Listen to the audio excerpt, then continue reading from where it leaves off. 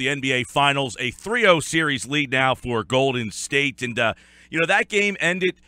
If you thought Golden State was going to win the game last night, the way Cleveland was playing, you almost felt like that would be the way it would be. Like Cleveland gave you your best shot and yet still not good enough. Tim Legler, ESPN, joins us now to take a look at the series that really feels over, Tim. I mean, last night, that was Cleveland's best blow, and they could not finish the deal. Yeah, I mean, look, going into the game, if you make a list of the things that had to happen, a lot of those things did for Cleveland, for them to get a win. You had to get, I said flat out, definitively, Kyrie Irving can't just be good tonight. He's got to be sensational. He's got to outplay Steph Curry, period. That's just to give them a chance. That doesn't mean they were going to win the game. That had to happen. It did. LeBron was spectacular. They also had to get somebody amongst those role players to step up and have a good game, make some shots, take some of the pressure off. J.R. Smith did that, had 16 points. Kyle Korver actually had a couple of threes, played fairly well. So they got that as well. Golden State had to be careless with the ball. 18 more turnovers to go with 20 they had in game 2, so that contributed to it. But here's where they came up short. At the critical time in the game, holding a lead late, they had a couple possessions that they flat out just didn't manage well offensively, and no team capitalizes more on their mistakes offensively than Golden State when they get the ball back. And it led to a corner 3 by Clay. It led to Curry getting a putback. It led to Durant with that final dagger 3. But those were precipitated by Cleveland on 2 critical possessions, I think, making bad decisions. The first was LeBron. Kyle Korver getting that corner 3. People can say all they want to. Hey, that's a good shot from a good shooter, and that's the right play, and you live with it. Well, yeah, at the end result, yeah, you would. But here's the problem. The decision that LeBron made was a bad decision because he had a clear driving lane earlier in the possession, 5 seconds before that, on Draymond Green. Draymond Green opened his feet to such an extent with 5 fouls, too. He's not going to ride right there because he's got 5.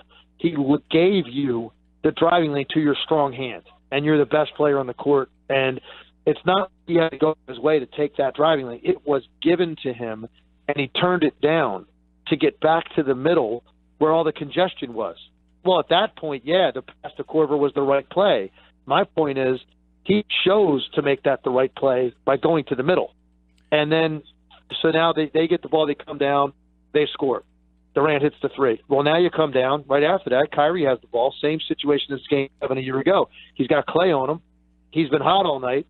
He, instead of calling the screen for J.R. Smith to get the switch and get Curry on you, which is what he did last year in Game 7, to take that 3 over Curry, a much smaller defender, and a much weaker defender, and then end that series, he elects to wave off J.R. Smith, who's coming to set the screen, and says, no, I want to go one-on-one against Clay. And from that point, from when he waves him off, Kyrie Irving took 13 dribbles and ended up with a step-back 3 over a 6'7" defender. Right. That's a bad decision. So, to me, Golden State took it when the door was cracked open, but Cleveland really helped by those 2 decisions. And if either one of those possessions turn out differently, they probably win the game on a night when they did all that they could. And instead, I think the night is summed up by LeBron James' body language when Durant hit that 3. Yep.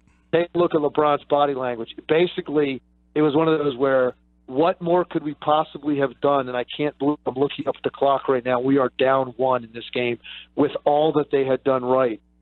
They didn't separate enough, and then they didn't handle the late game stuff perfectly, which is what it takes against a team this good. And exhausted LeBron James, realizing that his team's just not there. Almost felt like on those plays that you described, Tim, the 2011 LeBron James against the Mavericks, where he was getting criticized for making those extra passes and not getting aggressive and taking the ball to the basket. It had that feeling in the fourth quarter last night that, 38 points, and you always say, what a great game, and then you look up and say, but in those fourth quarters, they're the money times. And on the flip side, the money time, Kevin Durant with that dagger. What has this series, these 3 games, done for his elevation up the pantheon here?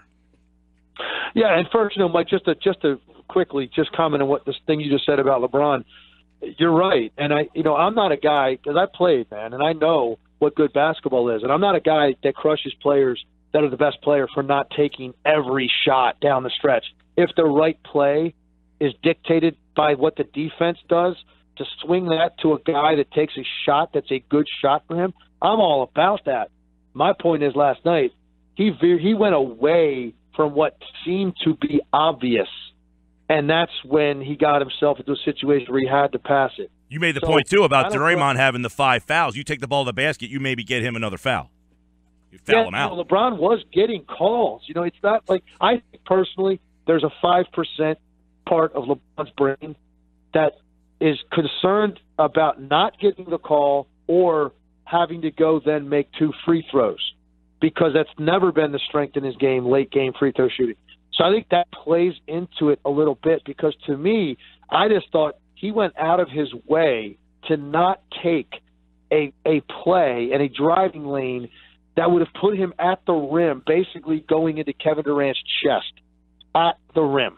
And how you avoid that is strange. When I've seen guys in past situations, and the one that always comes up is, well, Jordan passed the ball to Kerr and John Paxson in critical situations. Yeah, he did. And you know why? Go back and look at those plays, because the double teams dictated that was the right pass. And those guys were wide open, toed up on the line, and that's a good shot for those players. But the defense dictated it. I'm telling you right now, that's Jordan last night, and he has a driving lane against one defender. He's going to the rim, and that's what LeBron should have done. So that's just to finish up that point. But what this says about Kevin Durant is this, and I've said it all year about him. It's amazing what happens to great players when you give them better shots. And that's what's going on with Kevin Durant all year. It's the highest adjusted field goal percentage of his career. There's a reason for it. He's got more guys on his team that are weapons. They also are the most unselfish team in the NBA. You combine those two things, the shots that Kevin Durant has gotten this year are better shots than at any time in his career. So as a result, he's in a much better place mentally in those situations that matter. He knows he doesn't have to take that shot. If the defense dictates it's not there, it's going to end up in the hands of a stone-cold killer who's playing along next to him. He doesn't worry about if he gives it up, is there no way it's coming back to him? I think he had fears of that in Oklahoma City, which forced him to take some really bad, difficult, contested, forced shots in tough situations, and that's why they came up short a lot of times in the postseason. He doesn't have any of those worries or fears on this team.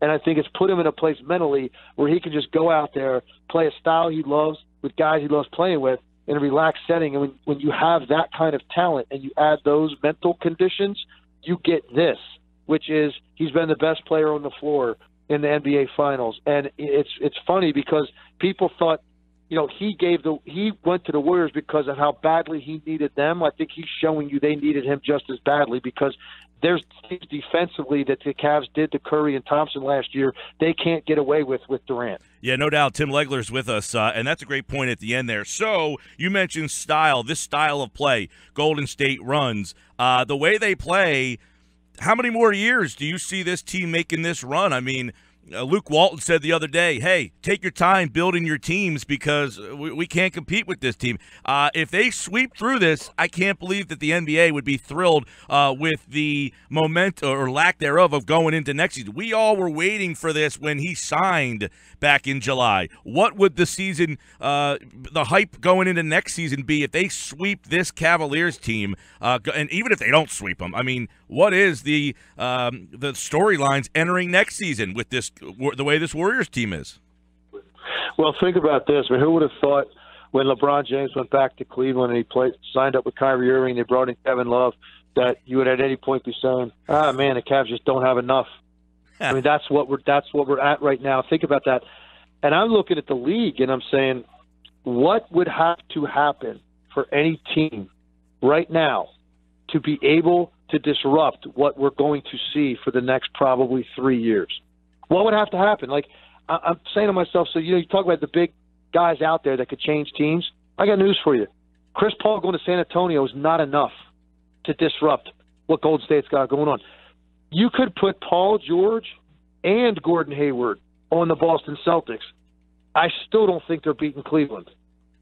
So what would have to take place? And so I think you make a great point. I've said this for a while. The teams that are trying to position themselves, it's almost like don't get too good too soon, because you got to wait until LeBron James slows down a little bit and starts to decline. That clearly isn't happening right now. And so you wanted me to say something right now, and I'm not saying this because of the market you're in. The team that I look at and say, maybe this is going to be the team to disrupt this, and it could be the Philadelphia 76ers. Because when you look at the talent that they have, how young they are, how they need to grow together, obviously they have to stay healthy. That goes without saying. They make the right pick in this draft, and they pair it up with what they already have. And you look at where they will be in about 4 years. Well, that could be about the time that this Cleveland thing comes to an end, and maybe they are the next team in the East. The sad part is you might still have Golden State at their peak at that time. But for the Eastern Conference at least, that might be the timing that you want to have, rather than burning up good years with great players right now when you can't beat the Cavs anyway. And I think one thing that's told Cleveland that they have a false sense of security in the Eastern Conference all year. Because, you play Golden State twice a year, you don't get the idea what you're going to need to beat them in a 7-game series by running through what they did in the Eastern Conference this year. And I think that's blatantly obvious that they need to retool some of their supporting cast because they need to get more athletic, longer, better defensively. They need to add another shooter. They need to retool what's around their best players. Back in the, 80s, 90s, Legs, it was Barkley, Malone, Stockton, Dominique Wilkins. A lot of great players that never won because of Jordan. You're looking at that re-happening now. There's a lot of great players out there that simply are not going to win because of the power in the West and the power in the East. But LeBron holds the key, and now there's some whispers that, you know what, this Cleveland thing's not working. I'll form a third super team and get on out of here. If he did that, man, it would be. I think what happened to him the first time he left Cleveland. I mean, that would look that. You know what I mean? That would look like a mild protest compared to what would happen if he did that again. I personally think he's staying there for the rest of his career, but I just think that he's going to continue now with what Golden State has done. He's going to continue to just try to recruit and add and go out and get guys. I was talking to someone this morning who was saying, don't rule it out that they're going to do everything they have to do to try to get Paul George.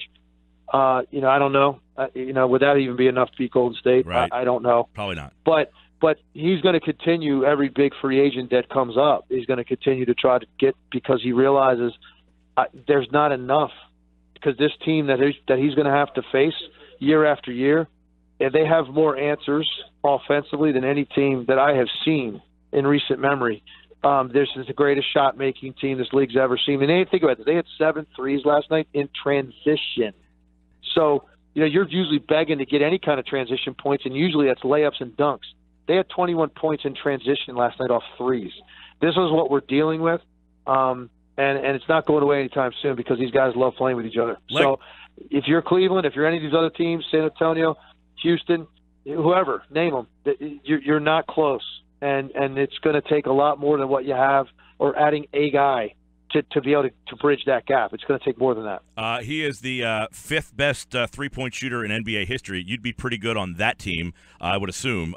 Tim Legler with us here hit 43% of his threes in his NBA career. Real quick, before we let you run, Sixers 3. If the Kings call you and say 5 and 10, I know you like Josh Jackson. Are you getting out of that spot to take 5 and 10? No. Stay with Josh Jackson. And I know I'd be in the minority on that. I think the draft is deep at the top, but I also think there's a lot of uncertainty and risk associated when you start getting down into 10. So what have you really done? You've given up a surefire pick at 3. And look, there's debate about who that should be. I have to be very clear who I think. I think that's a can't miss pick with Josh Jackson. And then you're taking what in return? You're getting the 5, which, you're probably going to get a guy that's going to be, a stud. 10's very uncertain, but I don't think 5 will be as good as 3. So what have you really done? You've taken a very uncertain pick at 10, probably not anybody as good with 5, to give up a surefire guy at 3. So I don't know if I would do that. All right, look for him on ESPN's coverage of the NBA Finals. Tim Legler here on the Sports Bash 97.3 ESPN. Legs, we enjoyed it, pal. I appreciate the time. My pleasure, guys.